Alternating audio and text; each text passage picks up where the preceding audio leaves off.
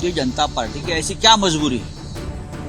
इतनी बड़ी पार्टी, नरेंद्र मोदी जी, अमित शाह जैसे बलशाली नेता, जो अगर उनका कोई आदेश आता है तो सब मानते हैं, मानना पड़ता है। पूरा बहुमत होने के बावजूद महाराष्ट्र को मुख्यमंत्री क्यों नहीं मिल पा रहा है? यहाँ जो केयर टेकर मुख्यमंत्री है वो गांव में जाकर बैठे। महाराष्ट्र में नई सरकार के गठन को लेकर अब भी सस्पेंस बरकरार है।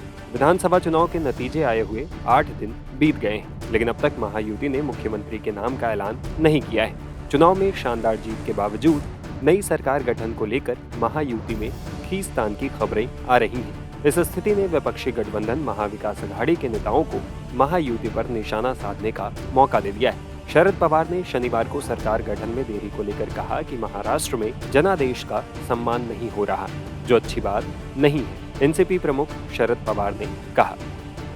दिलचस्प बात यह है कि इतना स्पष्ट बहुमत होने के बाद भी अभी तक सरकार नहीं बन पाई।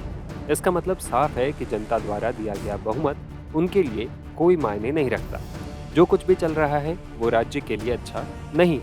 ऐसा पहली बार हुआ है कि देश में हाल फिलहाल में जो चुनाव हुए हैं उससे लोगों में काफी बेचैनी है, लोगों में निराशा है।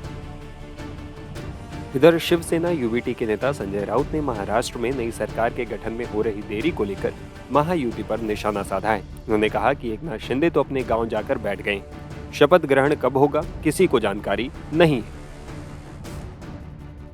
लेकिन अभी तक राज्य को मुख्यमंत्री नहीं मिले। लगातार मुख्यमंत्री चेहरे को लेकर प्रयास लगाए जा रहे हैं। देवेंद्र फडणवीस, एकनाथ शिंदे। ये आश्चर्य की बात है, भारतीय जनता पार्टी की ऐसी क्या मजबूरी है? इतनी बड़ी पार्टी, नरेंद्र मोदी जी, अमित शाह जैसे बलशाली नेता, जो अगर उनका कोई आदेश आता है तो सब मानते हैं, मानना पड़ता है, लोग उनसे डरते भी हैं। फिर भी 8 दिन का समय बीत चुका है, अभी तक पूरा बहुमत होने के बावजूद महाराष्ट्र को मुख्यमंत्री क्यों नहीं मिल पा रहा है? 132 लगभग 140 विधायक है बीजेपी के पास, यानी लगभग बहुमत है। उनके साथी है उनके पास, किसी के पास 60 है, किसी के पास 40 है, 200 से ऊपर का बहुमत है, लेकिन महाराष्ट्र को अब तक मुख्यमंत्री नहीं है। यहाँ जो केयर टेकर मुख्यमंत्री है वो गांव में जाकर बैठे हैं। कब शपथ लेंगे, कौन मुख्यमंत्री होगा, इस बारे में किसी के पास जानकारी नहीं है। क्यों हो रहा है ये? बात ऐसी है कि जो निर्णय यहाँ आया है वो बहुत ही अनैसर्गिक निर्णय है। राज्य की जनता के मन के खिलाफ आया हुआ ये निर्णय है, और इस बारे में महाराष्ट्र में जगह जगह पे आंदोलन चल रहा है। बाबा आढाव जैसा नेता, जिनकी उम्र 95 ईयर, 95 साल के है, वो आत्मक्लेश आंदोलन कर रहे हैं।